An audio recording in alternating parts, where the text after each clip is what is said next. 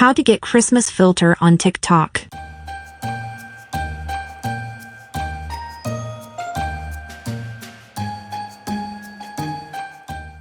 The holidays are getting closer, and with that comes the Christmas filter on TikTok that magically transforms your photos in just a few seconds.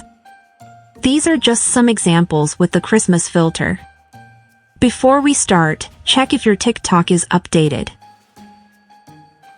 If it's not, update it because otherwise, you might not be able to find the Christmas filter. After that, open the TikTok app. In the search bar in the top right corner, type Christmas filter. Select the filter with that name and click on the camera next to it. Use the rear camera and take a picture of your home or surroundings as desired by clicking the red button in the middle. After a few seconds, the filter will be applied, and you'll get a magical Christmas photo. If you now want to share the photo on your story, click on your story. I hope you like this filter and be sure to follow us for more interesting and useful tutorials.